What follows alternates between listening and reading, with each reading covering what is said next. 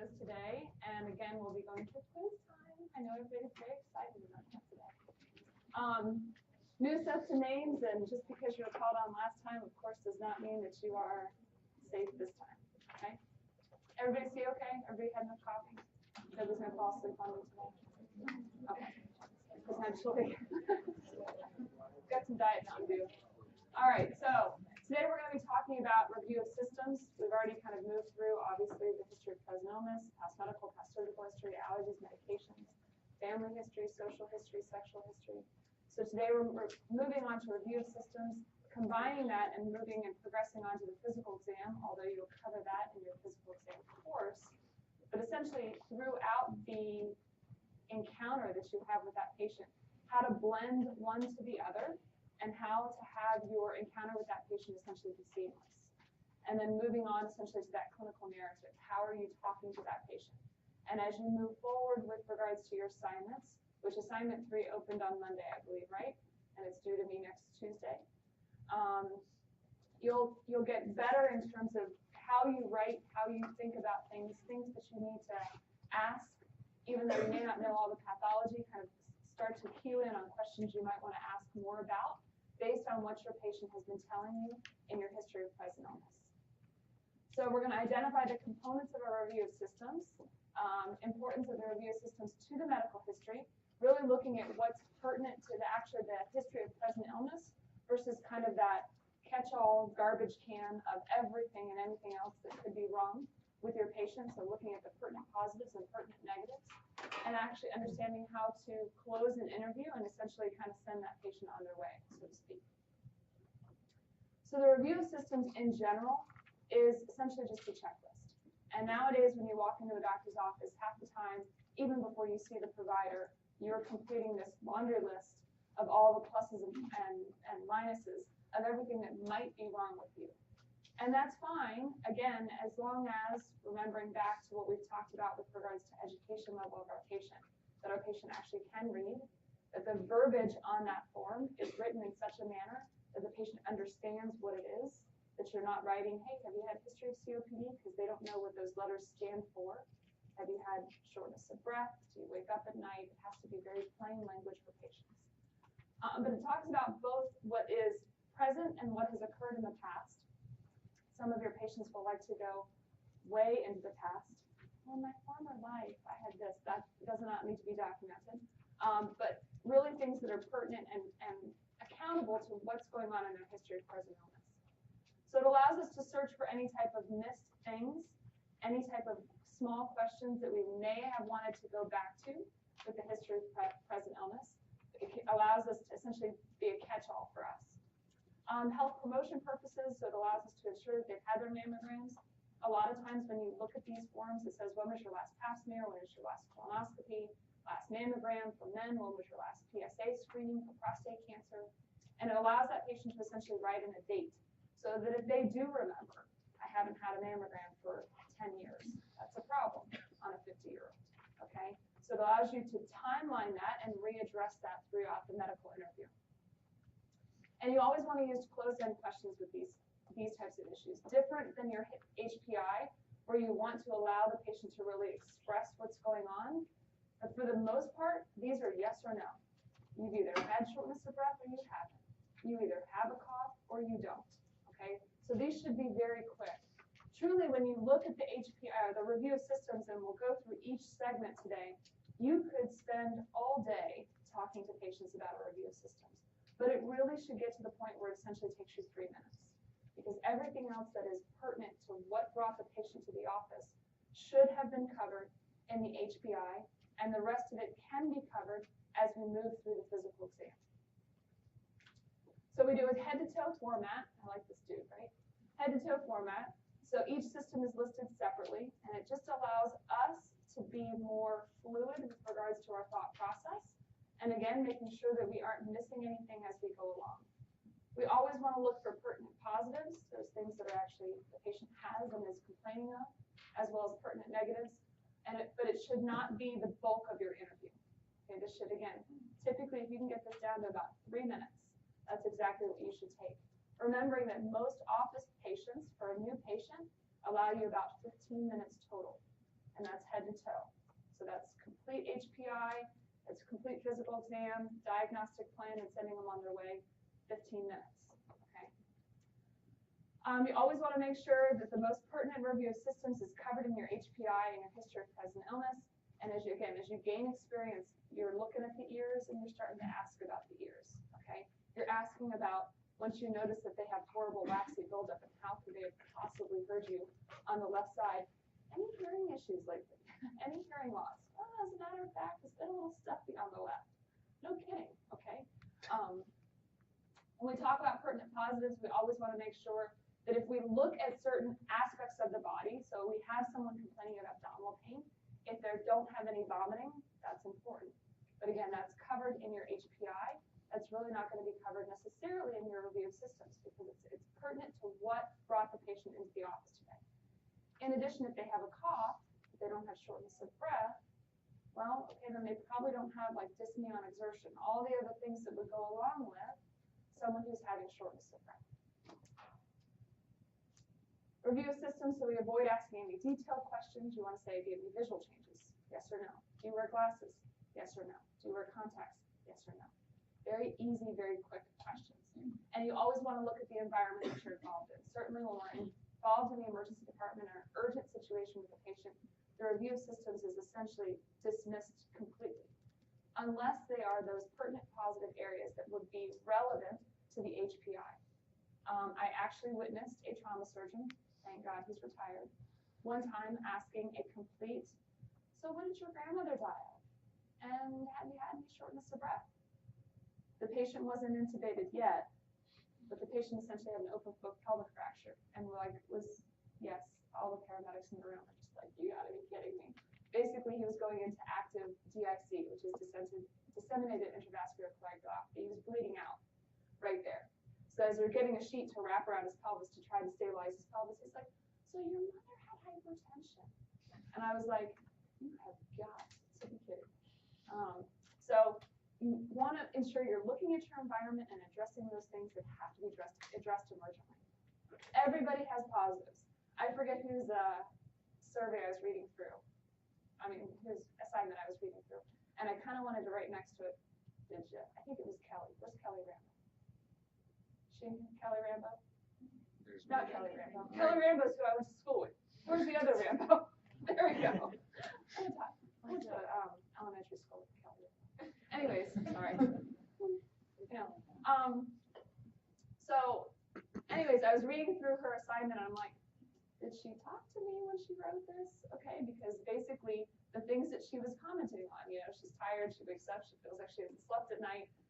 Basically, if you asked any one of us in this room, we would all have positives on our review of systems. Does it really matter? No, not necessarily. The big things that allows you to catch and hit, but certainly you don't have to get focused down on the nitty-gritty of everything that is positive with that patient, okay? So make sure that the review systems basically relates to the severity of duration. So if they had a cough for a day, which your hypochondriac patient might actually complain of, that's really not a big deal in difference to a patient who has had a cough for 3 months with associated weight loss and some fevers. Okay, then you start to get to the severity of the patient. When we talk about a review of systems, it is a laundry list of questions, and this is why a lot of offices and a lot of hospitals have gone to a paper format. But again, we as clinicians, it's always important that we go back and review that with the patient, especially for the pertinent positives, because you want to make sure that they aren't a big deal, that they aren't something that truly is going to add to the history of present illness and give you more insight into what's going on with the patient. So we talk about general, skin, head, eyes, nose, ears, mouth, throat, neck, breast, cardiac, respiratory. We talk about GI, we talk about urinary, genitalia, vascular, musculoskeletal, neurological. We talk about hematological or immunological issues, endocrine issues, allergies, and psychiatric. So we're going to go through these one by one. My father, I always send stuff to my father for him to proofread for me because he's a really good editor person. And he was just like, wow, that's a lot of stuff you have to ask. I'm like, yes, it is. He's not medical at all. So when we talk about general, and I put it up there because I love cupcakes, and I happen to do my nails last night, but not a cupcake. In general, we talk about general issues we want to know about weight loss and weight changes. So either dramatic weight gain or dramatic weight loss without the intention is always important. Truly, when we talk about somebody with, for example, congestive heart failure, that patient might have gained 20 pounds in 5 days. Okay, that's different than your patient who's gained 20 pounds over a year because they have been eating cupcakes every day. Okay, just different scenario. That patient who's been gaining weight simply because they've been overeating, yeah, that's a problem, but is it as pertinent of an issue as the person who now has edema in the lower extremities because they're essentially gaining water weight? Okay. Fatigue, weakness, that does not count graduate school. Okay, that's implied. Again, those are your pertinent positives, and that's normal for now. Any fever, chills, or night sweats. Okay, again, it's different when you have a 23-year-old who's having night sweats, female, versus a 53-year-old female who's having night sweats, because the 23-year-old might actually be sick, the 53-year-old might just be going through menopause. Okay, so two different scenarios, but both patients are going to be positive. When we talk about skin, we want to know about changes in hair, changes in skin, if there's any moles or rashes, anything like that. Are the nails breaking? Noting that a lot of women and a lot of men will go through different periods of their life where they'll lose a lot of hair, kind of different stresses in their life. I won't harp on graduate school, but graduate school might be one of them. And they'll be concerned about it. And that can be a very normal change, but it is something that they will say is happening. So it is a positive for that patient. Any itching, rashes, soreness, lumps, or any moles. So specifically moles or masses, things that have changed over time. Not the mole that they had in their birth picture, which as a good indication, if you're ever looking for, are things different on a patient, always look at their driver's license. Because most patients don't carry around a photo of themselves anymore. Well, maybe on their phone they do now, with their little, selfies. My mom used that term last week. I was like, where did you learn that term? My mother's 72, okay? And has a flip phone. Whoops daisy, has a flip phone, so there's no way she knows about selfies. But look at their driver's license photo, because most patients' driver's license photo is a good 5 to 7 years old, right? Some even longer. And if they've had a dramatic change in something that was on their face, you'd be able to notice based on that photo. We talk about head. Have they ever had a history of head trauma? Why do we know that? Especially when we talk about concussions, because we know 1 concussion plus 1 concussion doesn't equal 2. It typically is more like 3. Okay, 3 concussions is kind of like more like 5. So there's a cumulative aspect to head traumas. So certainly for those patients, somebody actually had mentioned in their assignment that somebody was not feeling well, having dizziness, and in their past medical history they'd had a prior skull fracture and they'd had a history of seizures. Okay, very pertinent positives for that patient. All right. So if they have headaches, we want to know the location of the headache, because different headaches, and you'll learn this as you go through physiology or pathophysiology and the different systems, but different headaches present in different ways. Cluster headaches occur more so in men, right?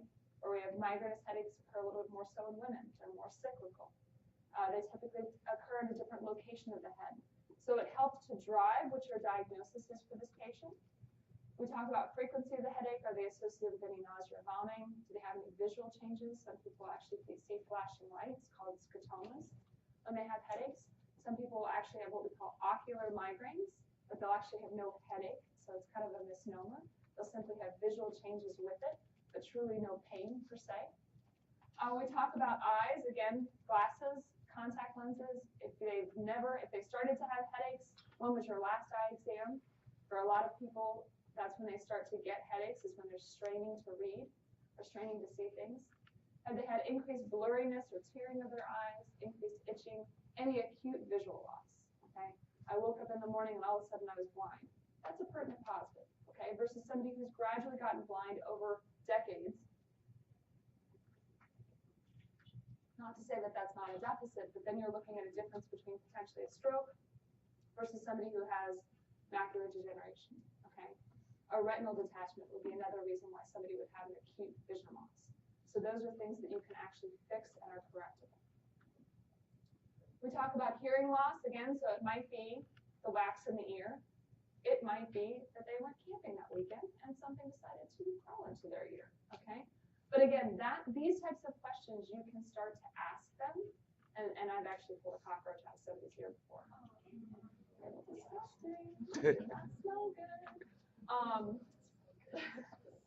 So these are things that, as you're examining the patient, hey, by the way, you've been camping lately. Let me grab some tweezers and get that bad boy out of there for you, okay? So those are things that you can start to incorporate into your physical exam. So as you're going through the class with Dr. Patch, start thinking about these things as you're looking at the various body parts, okay? Have they had any tinnitus, okay? Have they had that ringing in their ear? Some people have that all the time. Some people, they've had that for years. Yes, it's a pertinent positive, but is it new for that patient?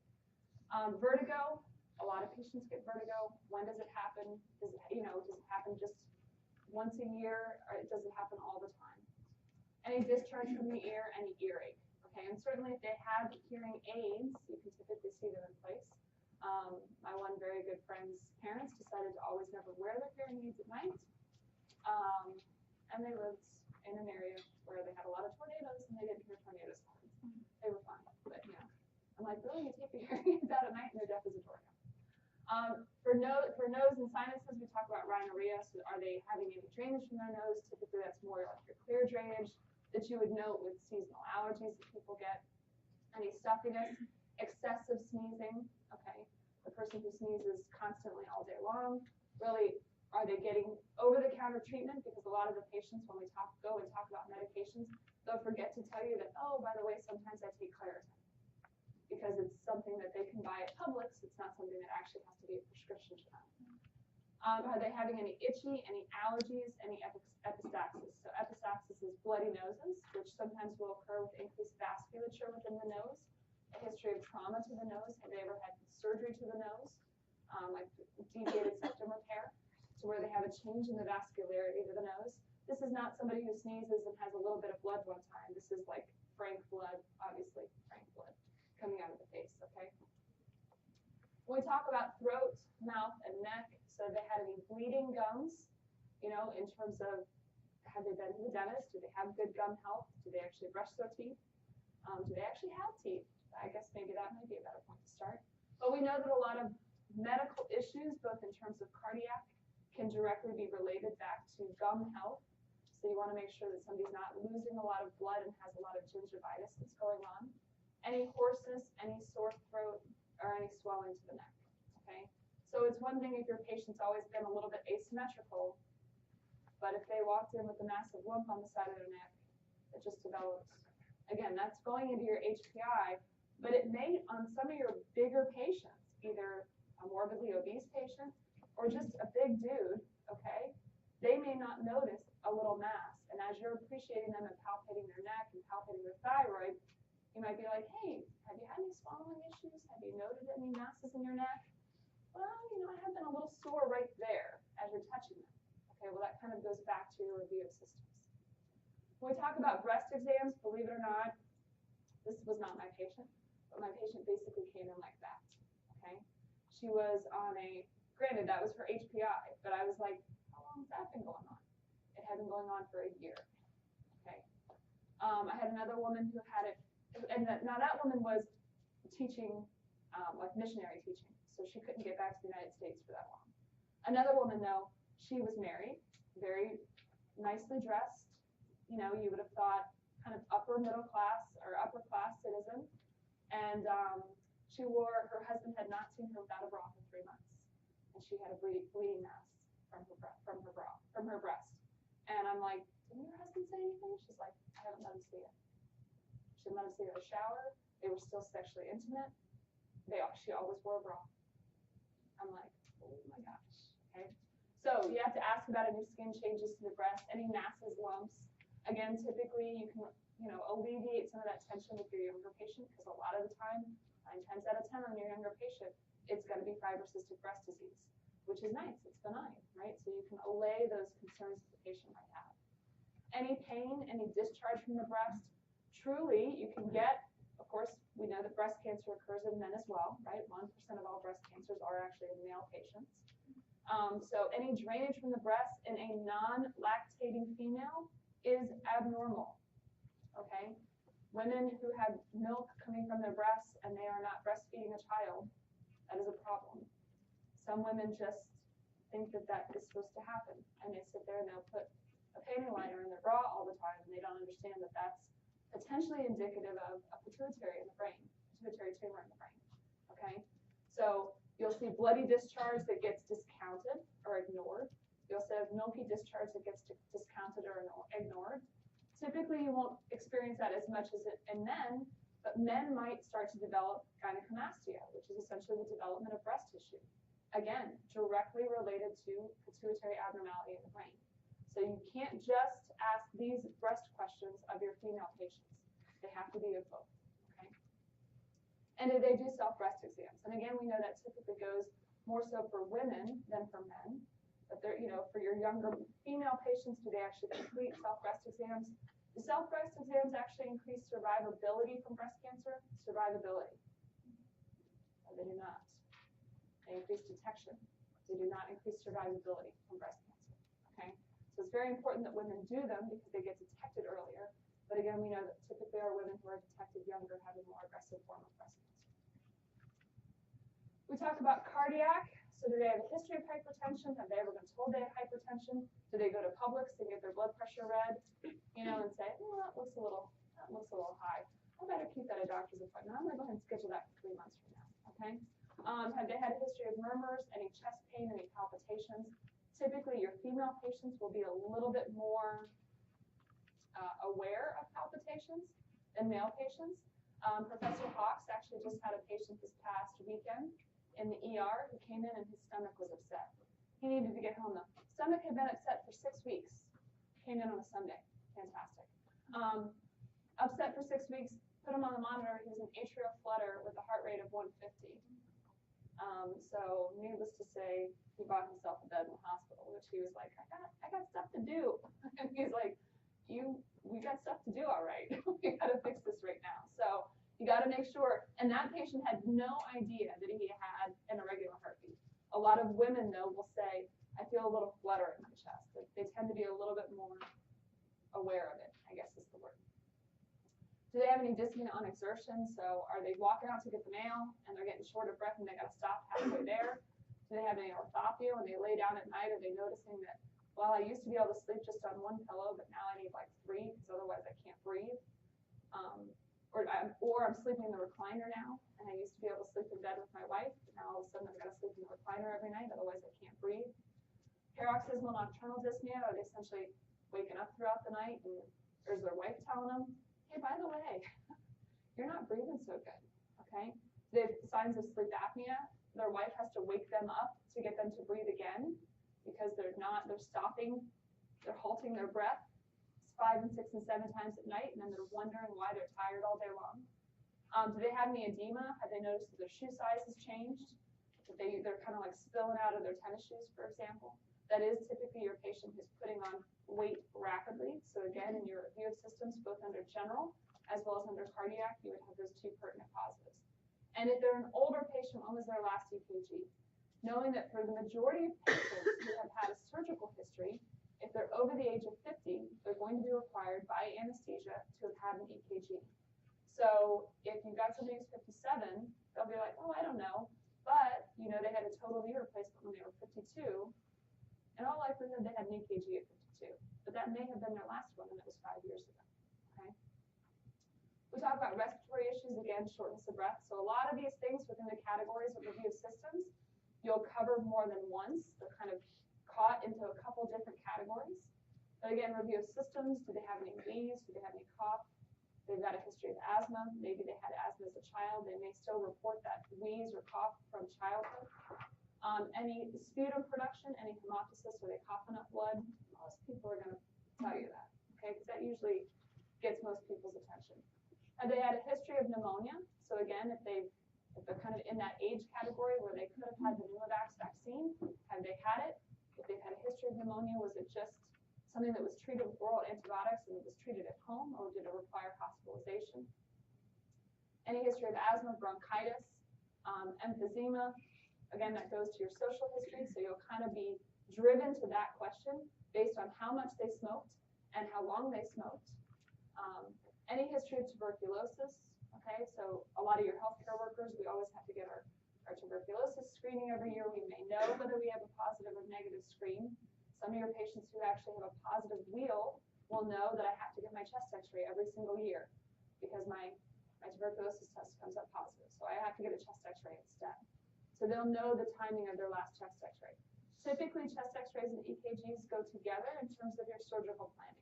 So most patients who are over the age of 50, especially if they've had a history of smoking, will require a chest x-ray after the age of 50 for any type of big surgical procedure.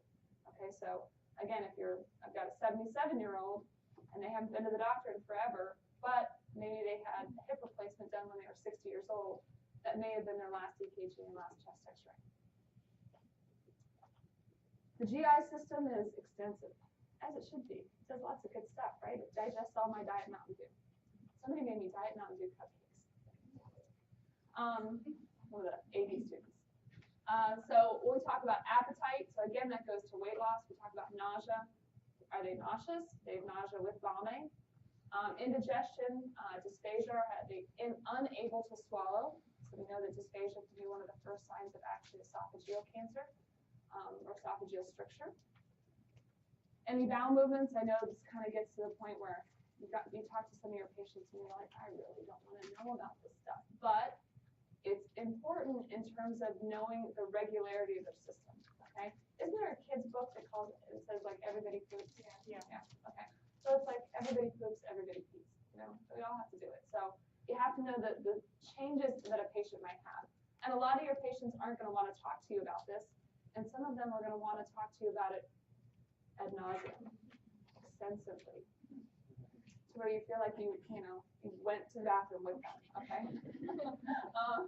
So any frequency of their bowel movements, and not to belittle the point or belabor the point, I guess I should say, but your older patients, man, if they don't go every morning at 8 o'clock after they have their first cup of coffee, like you would have thought that a volcano erupted, and they have to be sitting in their office because they're constipated, and it's like 8:30, and you're like, let's give it another 30 minutes, okay?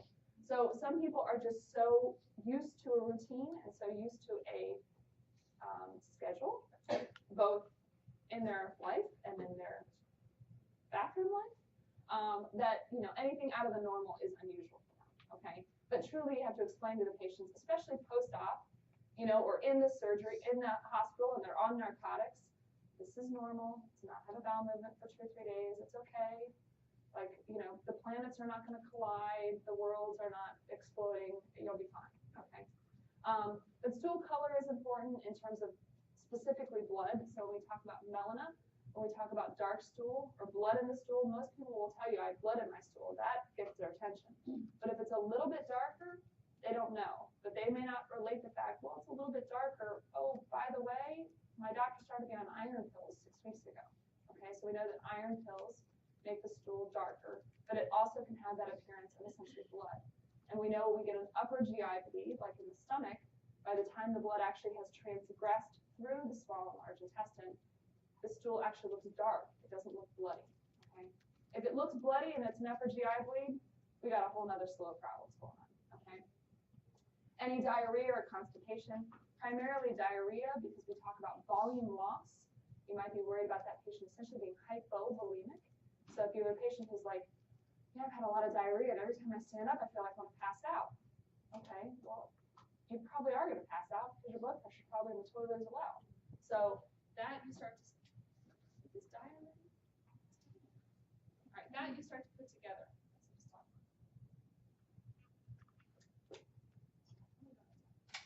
We talk about bleeding, so we talk about hematopaesia, and hemoptysis. So are we vomiting blood? Do we have frank blood in the stool? Do we have melena, so basically a darker stool? Do we have a history of hemorrhoids? Remember, hemorrhoids will cause the #1 cause of bright red blood per rectum, and everybody freaks out, but yet it's a very easy correctable situation. Here's what you can try on face. They're on the same side. They might not be dead too. Do they have any abdominal pain? Are they jaundiced? Okay, so children sometimes are born jaundiced. That's fine. We used to, moms who were born in my generation, we just saw everybody put their baby in the sun, basically to just, improve their bilirubin. But truly, on your older patient who's jaundiced, are we now looking at their liver enzymes? Are we now worried about, do they have liver cancer? Are we looking at some type of hepatitis? Are we looking at a pancreatitis? Something in that upper GI tract that's essentially backed up that's causing that jaundice reaction. And a lot of times the first place you'll see that and you'll document it is in their eyes, because their eyes will start to essentially look yellow. Okay. We talk about urinary system. So basically the frequency, is there any hesitancy? It's different for your older patient, your older male patient who has a history of benign prostatic hypertrophy. They might be getting up every couple hours. They might be getting up 3 times a night to go to the bathroom. That may have been how it has been for months or years. And all of a sudden, if it changes and now we're getting up 5 and 6 times a night, okay, well, what was their last PSA? When was their last digital rectal exam?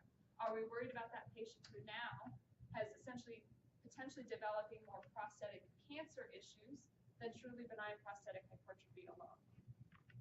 We talk about polyuria, so going to the bathroom a lot, okay? And then does that go along with polyuria, polydipsia, polyphagia, which goes along with diabetes? Okay, so again, these categories kind of cover each other within different systems within the review of systems. Because is it somebody who's just peeing a lot and they're having a little bit of blood and a little bit of fever, and by the way, I've been, I had a couple of different sexual partners in the past week, and basically they just have a bad urinary tract infection? Or is it somebody who, I'm drinking 2 gallons of fluid every day because I cannot get enough to drink, and I'm peeing like a racehorse, to where that's a different story of somebody who's potentially diabetic, okay?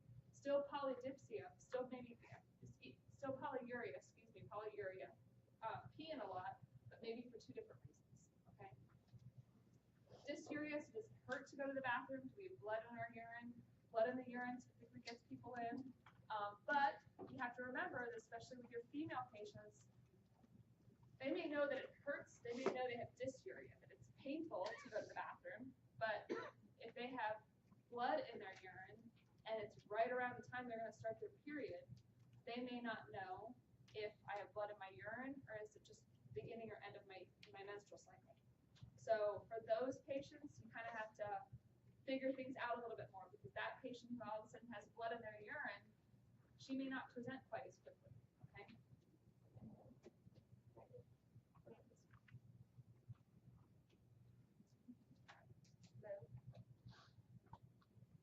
No? Oh. There we go. Hey, I feel like I'm on a talk show. That'll come later with the quiz. Okay, so, and again, so are they peeing a lot at night? Do they have any issues with incontinence? I looked up incontinence, I forget the actual billion-dollar mark that it was. I looked it up when I was teaching GU for the AD class. I'm ballparking it $67 billion industry for incontinence products within the United States alone. So somebody's making some coin off of that, okay?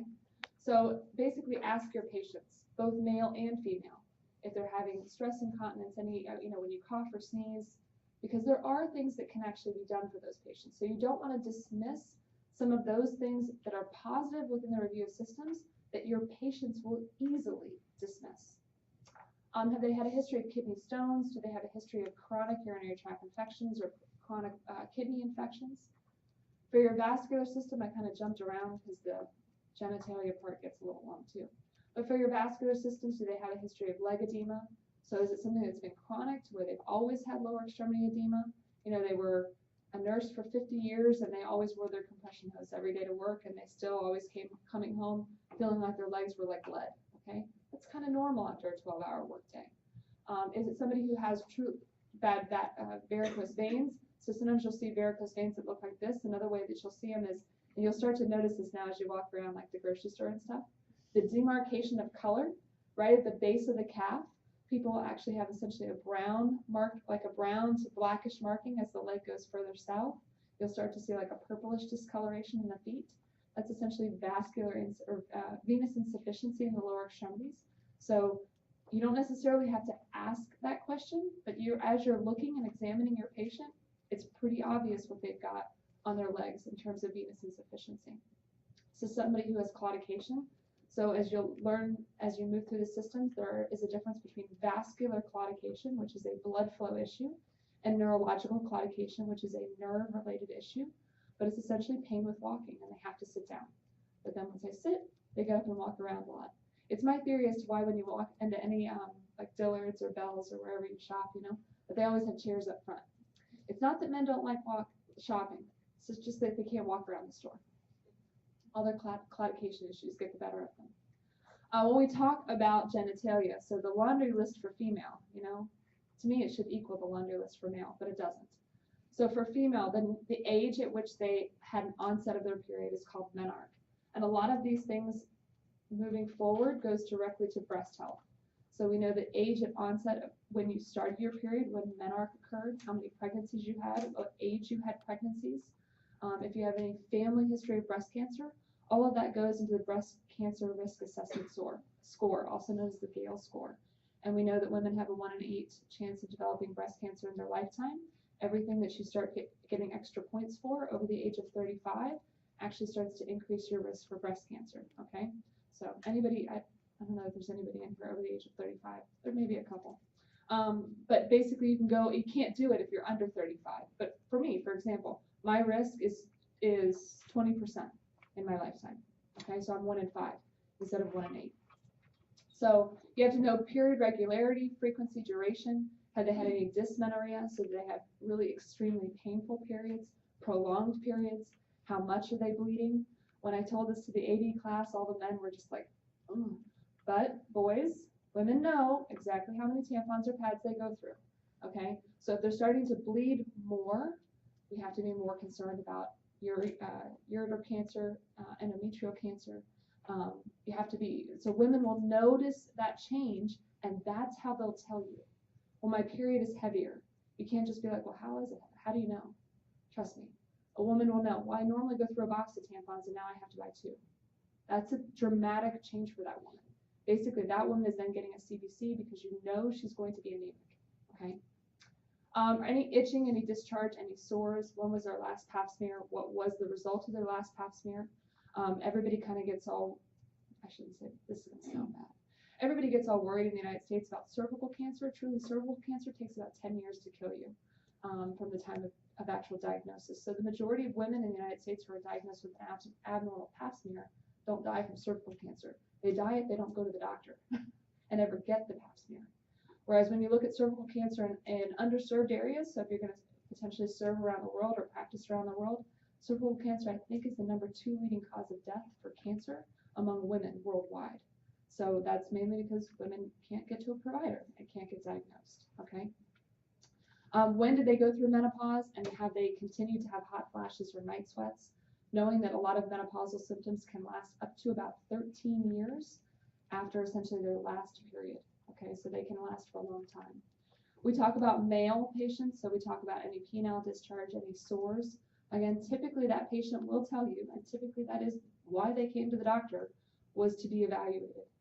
Any testicular pain or masses, very important in these patients, especially if they have testicular masses or pain. Did they have an issue, or did they have any surgery as a child? Were they born with testes that were essentially in the abdominal cavity? We all know that Lance Armstrong had testicular cancer, right? So the average rate of male testicular cancer is 0.03 in the United States. For men who are born with their testes that are undescended in the abdomen, the risk is actually 5%.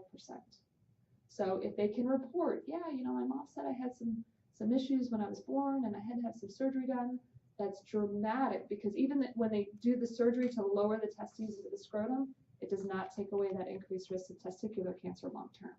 So those kinds of things, if the patient reports it to you, extremely important for your primary care internal medicine patient, because you can monitor that patient more closely. Any hernias? Okay, so the whole reason why boys get hernias more often than girls is because of anatomical structure. Okay, women are designed for childbearing, so we're designed to essentially not have any extra open or holes, right? Men have genitalia that is external, so because of that, they have more laxity to the ligaments. They have to have an opening for all their vasculature and their spermatic cord and everything to descend through. So male patients will get hernias much more commonly than female patients. So those are your weightlifters. It's not just because they're weightlifters, it's because they're weightlifters and they're a boy. Okay, so you have to make sure that you're checking and assessing for those. We talk about musculoskeletal, so any weakness, any pain. Again, that kind of crosses over a lot into your neurological review of systems as well. Any joint stiffness, range of motion issues, especially when you're worried about, it's one thing if you have an 85-year-old who's got some joint issues and some range of motion issues, she better, okay? Or if she doesn't, what's she doing? Because I would like to know. But if you have that same situation in a 25-year-old patient, are we now worried about a history of juvenile rheumatoid arthritis? Because that same younger, or psoriatic arthritis, that same younger patient should not have that degree of stiffness. We talk about instability, any redness, any swelling. For your older patients, you might be worried a little bit more so about gout, but they are going to call it gout. They're going to say, well, my big toe always gets swollen and always hurts. Can't put my favorite pair of shoes on, okay? For your neurological issues, any loss of sensation, any numbness or tingling, patients may report it to you as different symptomatology. They may say that it feels like ants are crawling or water trickling down my leg. They're going to say some really funky, weird things with regards to numbness and tingling, but basically that's what it equates to, just an odd sensation. Any tremors, knowing that familial tremors are extremely common and very easy to treat. It's called a glass of wine. It works. Or you give them propranolol. But anyways, but if they have a history of tremors, are we worried about those tremors progressing into a more degenerative disease like Parkinson's disease? Or is it something that, well, my mom had a tremor and my dad had a tremor and they all had a tremor of their hand and it was always the same? Okay, then that is something that you can truly set that patient at ease, that it's more than likely a familial tremor. We'll keep an eye on it, but the patient's not worried that they're going to have debilitating Parkinson's as they age. Any fainting spells or blackouts, okay? Really, we know that syncopal episodes, which essentially are passing out for any unbeknownst reason, whether it be cardiac or just blood pressure issues or fainting because they gave too much blood at the blood bank. We know that syncopal episodes account for about 3% of all ER visits. So you will see them. You will see those fainting and blacking out spells. And a lot of times patients will have amnesia just prior to the event and just after the event. So they may not have an accurate description of why it happened unless they were at the blood bank. Then they typically know, right? They got the I donated blood today sticker right on their chest. It's a dead giveaway. Yes? Say 3 or 30. 3. Yeah. 30, that would be bad. That's a lot. But you want to know, and you want to know if it's a repetitive issue, because if it's simply somebody who is maybe overtreated now, maybe they were morbidly obese, they had hypertension, everybody put them on, they were on 3 antihypertensive medications, and they were good, they went on a diet and they lost a lot of weight. Maybe now they're overtreated with regards to their hypertension, and maybe you need to reassess their medications, okay? And that's something that if it's so subtle for the patient, may not be their presenting chief complaint to the office. Yeah, I feel a little woozy when I stand up. I'm okay, Reassess those issues. If they've had a history of seizures, when did they have seizures? Knowing that I think the seizure rate is about 1 in 9 people will actually have one seizure in their lifetime without necessarily having to have a recurrent issue. So they're more common than we think they are. So if they had a seizure, what was done about it? Are they on any continuous treatment? Knowing that once you have a seizure in the state of Florida, you can't drive for a year.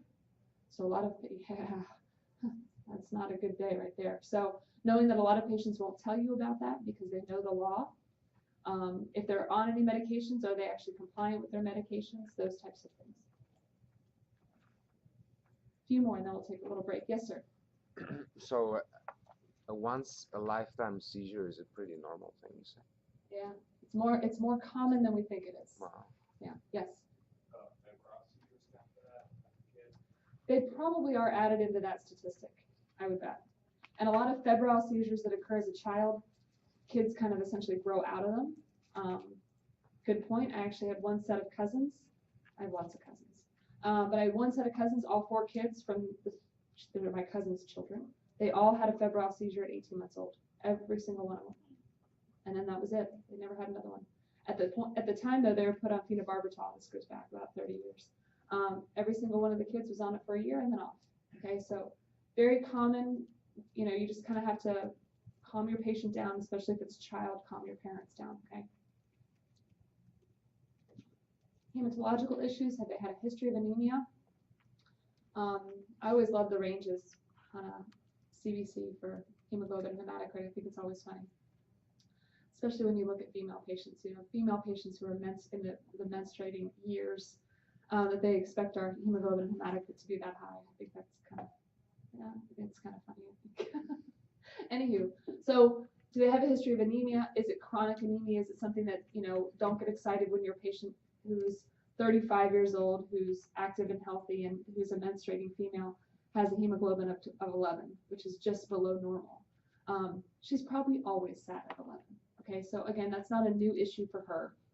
But for somebody who comes in who all of a sudden is an 8 or a 6, and we really don't have a reason for it, you better start getting concerned about the big C word, okay? Have they been bruising easily, bleeding easily? So again, if they're bruising easily and bleeding easily in your older populations, your first question is, how much aspirin do you take? Anybody know the content of aspirin in a BC powder? Everybody knows what BC powders are? No. You can buy them at like 7-Eleven? Yeah. So we Guess how many milligrams of aspirin are typically in a BC powder? 750 to 875. And do you want to know how many times patients will tell you? I take like 8 a day. Yeah. And then they wonder why they bump into something and they have a bruise. Shocking. Yes.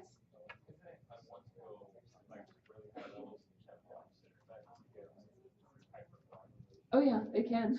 They can. Oh yeah. But I mean, they don't even look at the milligrams. It's like it's right at the cashier desk. It's got to be okay for me. Yes. I don't know what these are. Are these like sublingual powders, or are these like saying something you mix in water? She said you snort them. I don't know what normal people do.